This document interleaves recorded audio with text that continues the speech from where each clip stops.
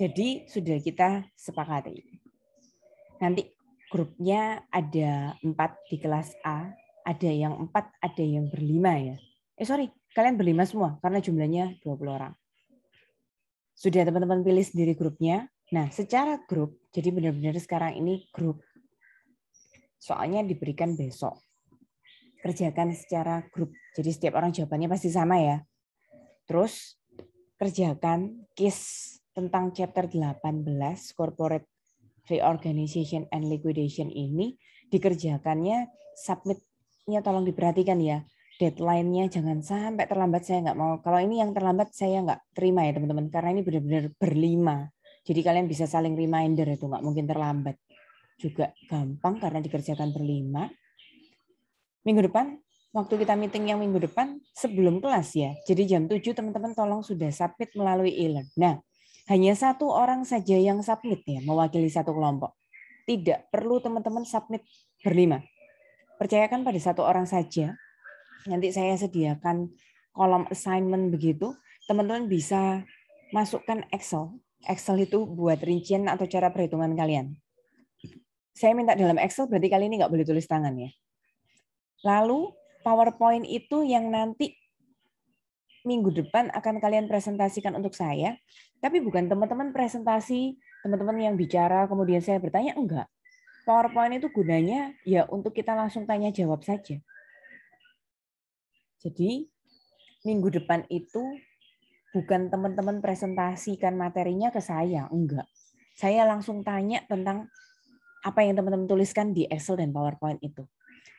Terus untuk bertanyanya minggu depan benar-benar secara random, walaupun kerjanya secara grup, individu memegang peranan penting juga ya.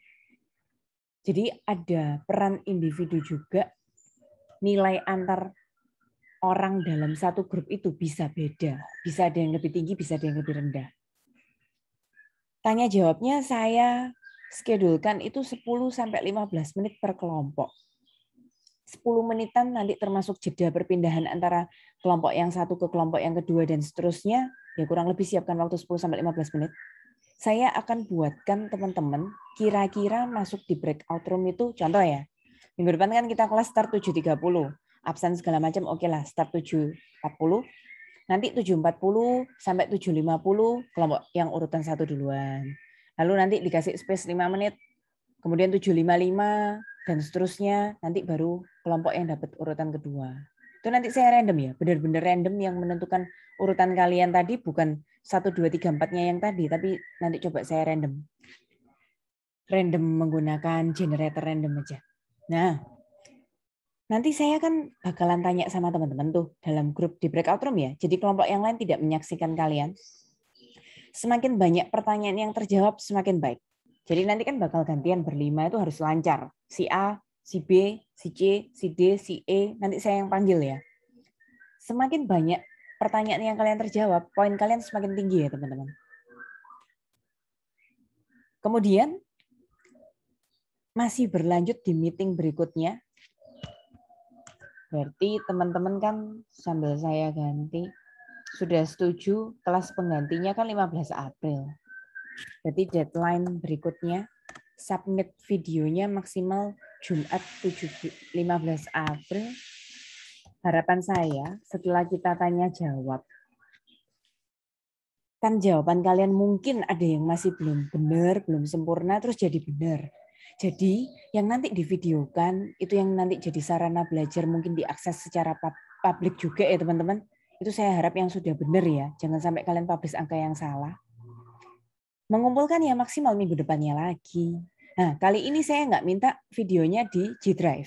Saya minta kalian upload salah satu dari berlima, pasti punya lah ya YouTube channel. Kalau nggak punya, ayo buat YouTube channel, buat 1 orang saja mewakili submit 1 grup.